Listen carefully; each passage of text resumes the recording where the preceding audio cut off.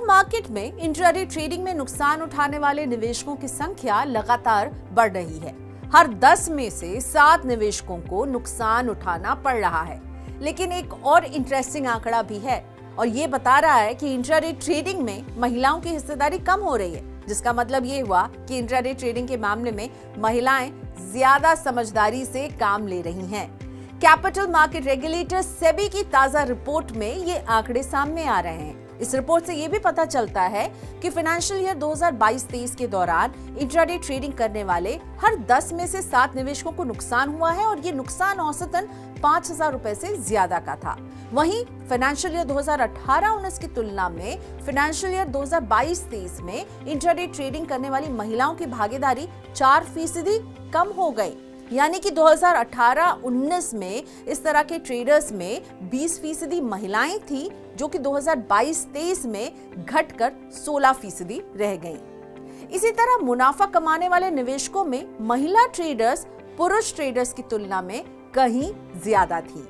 तो सेबी के इस रिपोर्ट में और क्या कुछ निकल रहा है, आइए आपको बताते हैं।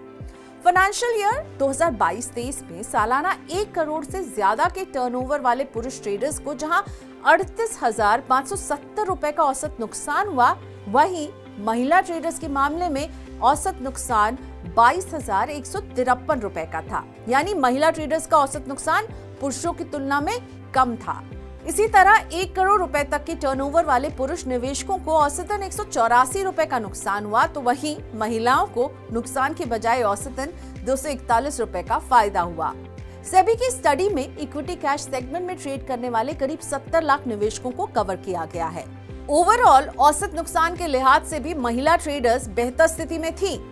जहां फाइनेंशियल ईयर 2018-19 में इंट्राडे ट्रेड करने वाले पुरुषों को करीब 11,141 रुपए का नुकसान हुआ और यही नुकसान 2022-23 में घटा है, लेकिन फिर भी 2,245 रुपए का रहा। और वहीं इस आंकड़े को जब हम महिलाओं को हुए नुकसान से कंपेयर करते हैं तो पाते हैं कि 2018-19 में 5,979 का नुकसान हो रहा है और 2022-23 में ये नुकसान और कम 1,281 रुपए का रह गया।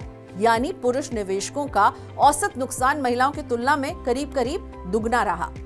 इस बारे में सर्टिफाइड फाइनेंशियल प्लानर निशा सांघवी कहती हैं कि ज्यादातर लोग अपने इमोशंस और फोमो के चलते इस तरह की ट्रेडिंग करते हैं। फोमो यानी फियर ऑफ मिसिंग आउट। भाई मुझसे कुछ छूट तो नहीं जाएगा, मुझसे कोई बड़ा प्रॉफिट तो नहीं रह जाएगा।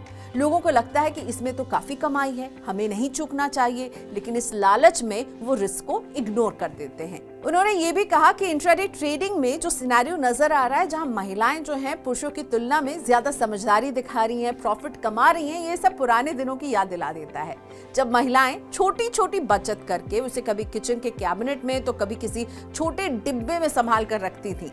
महिलाएं रिस्क को लेकर काफी कैलकुलेटिव होती हैं। शायद यही वजह है कि इंट्राडे ट्रेडिंग में उनका पार्टिसिपेशन कम भी दिख रहा है। अब समझते हैं कि इंट्राडे ट्रेडिंग और इक्विटी कैश सेगमेंट होते क्या है।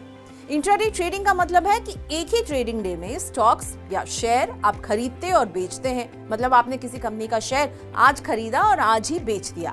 इसमें दिन के दौरान शेयर की कीमत में बदलाव का फायदा या नुकसान कुछ भी हो सकता है निवेशक को। शेयर बाजार बंद होने से पहले शेयर खरीदना और बेचना होता है और बाजार की उथल पुथल की वजह से इसमें रिस्क ज्यादा होता है।